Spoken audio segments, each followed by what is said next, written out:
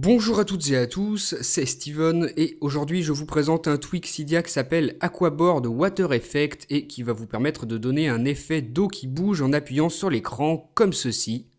Donc ce tweak il est pas totalement nouveau, ça fait à peu près une semaine qu'il est sorti, mais avant de vous le présenter, je voulais être certain qu'il ne bouffe pas complètement la batterie de l'iPhone, l'iPod Touch ou l'iPad, puisque comme vous le voyez ça demande quand même pas mal de ressources. Donc ça fait un bon moment que je l'ai, que je le teste, et au final la batterie ne souffre pas tant que ça, pas beaucoup plus qu'avec un autre tweak.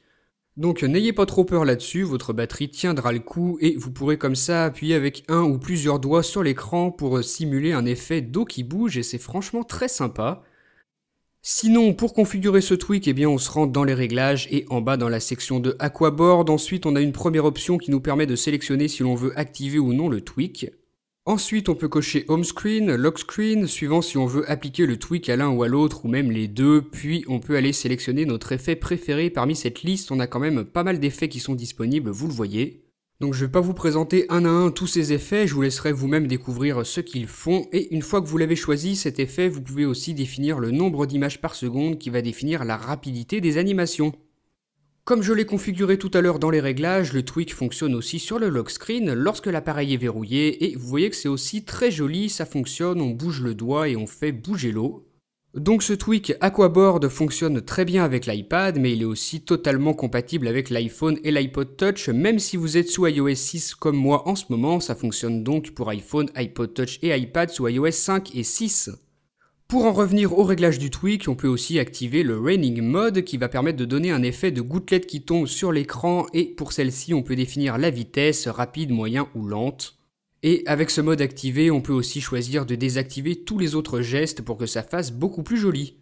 Pour finir, on a une option qui nous permet d'activer un splash au retour sur le springboard, c'est celle-ci et on a aussi le Reset Lock Timer.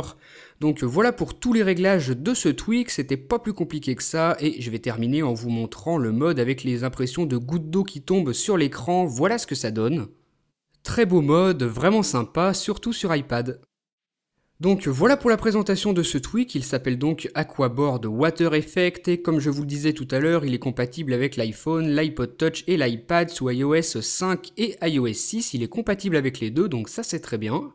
C'est vraiment un tweak très bien fait, même si au bout d'un moment ça peut paraître assez énervant, donc j'espère que ça plaira à certains d'entre vous, que ça vous aura donné envie de l'installer, en tout cas dites-moi ce que vous en pensez via les commentaires, et moi je vous dis à très bientôt pour une nouvelle vidéo, salut!